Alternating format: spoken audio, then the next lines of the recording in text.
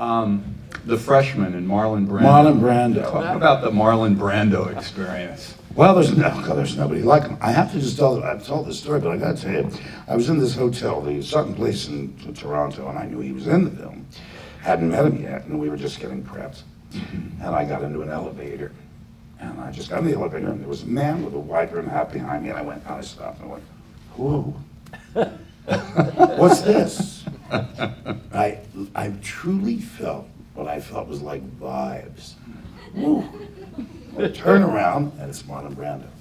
And of course, I'm gushing like, oh my God, we're gonna work there. He's a very shy guy. And he pulled back, and he was just like this, and people came around him and got him out of the place. But he had a real physical presence. I was a little unsure how it would be when we worked together. But it was just wonderful because he would just make up, he would do the lines. And sometimes if he wasn't happy doing them, he would mum. They said, Marlon, we didn't know what you said. We'll fix them both. Maybe we'll fix it later. He would like to loop a lot of stuff.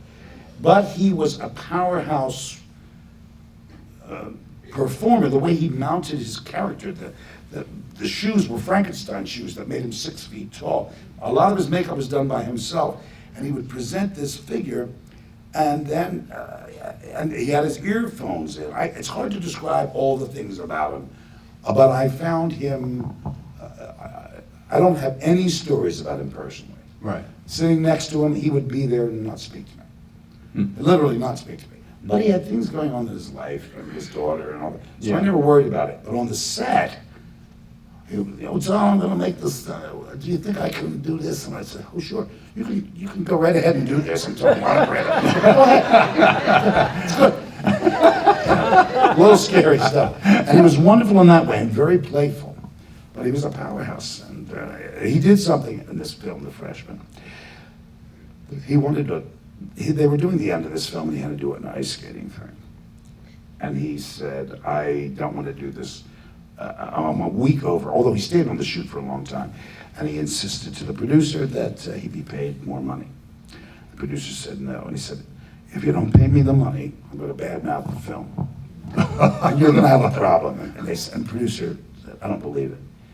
The next day, it came out everywhere across the country. Marlon Brando says this film experienced the worst experience of his life. He had never told Matthew Broderick he was going to do it, or any of us. Everybody's reading the paper. What is he saying? Worst piece of crap ever. I should never have done it. This producer, Mike LaBelle, is not the same producer. Doesn't know what he's going for. Sure, the studio loved that. They paid him the money the next day. 2 days later, he said, best film I've ever been in. I want to do the sequel. I want to do the sequel. And that's the kind of power. And immediately the thing was that, it was just a little problem. I was in a bad mood and he got rid of it. But that's power. It was everywhere. I just brought one quote from Brando could ruin a film. Wow. Yeah. That is power. Yeah. Well, better him than Jack Warner. Yeah. You started out your career was being gay a help or a handicap? How did I think it was a affect your problem for career? me, but it's funny. I guess I realized going back to when you got a character like that, I don't think anybody really cares whether the actor's gay or straight. No, I don't. They just don't really want to know him very well. I think he sweats a lot. Yeah. No, the funny thing is, I did think it was going to be a problem in some way, and then I remember even early on in the theater saying, anything you hide can be used against you. And also I thought, I'm not a leading man. It's not going to matter that much. I'm not Rock Hudson.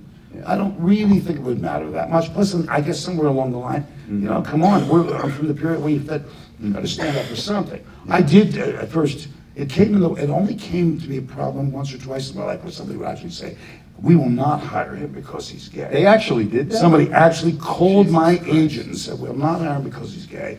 And they said, we can bring you up on charges and that. She said, I don't care, I don't want him around, he's too gay. And all I did was walk into the audition. He already knew he had it against me. He would have had He didn't see the Chris Isaac show.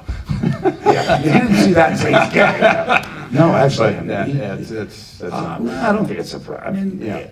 It's everything's a problem if it gets in your way. I don't think in the business it was. I just think it is a very macho business to me. But character-wise, when you go back to anyone on the water, there's all those characters that are kind of fey, in the Warner's film way back, and I think they. Oh, yeah, well, I just don't think gangsters are known as No, gay. no, but I thought the whole gay subtext with the Dane Yeah, and what all about that was that? very, very my interesting. God, I mean, that everything. was not in Dashiell Hammett's book. No, no. But I thought it was very interesting. Very different way of looking Very, at it. absolutely So I very fit different. right into this movie. I was the only straight one of that whole group. All my Yeah. bodyguards were Yeah. gay, for God's sake. J.D. Freeman, by the way, I think is brilliant as the Dane. He was. Amazing man, amazing performer, and he was a really big man in the gay movement as well. Like the first person who fought the cops in San Francisco at these big protests and stuff. And he was a powerhouse. Good for Wonderful him. performer. Good for him, good for him.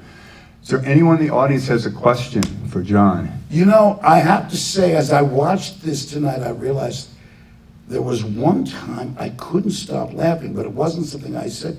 It's the scene when Tom's confronting me, and he says he's got a wart on his fanny about the Dane. And I was so into this character, but whenever he said that, I just couldn't stop laughing. And it was ridiculous because it really kind of ruined the whole flow of the thing. But sometimes that happens, especially with all the drama that you're doing. You feel like, oh, come on, let's just break up. Yeah. But it does. Sometimes you break yourself up. I'm breaking myself up right now.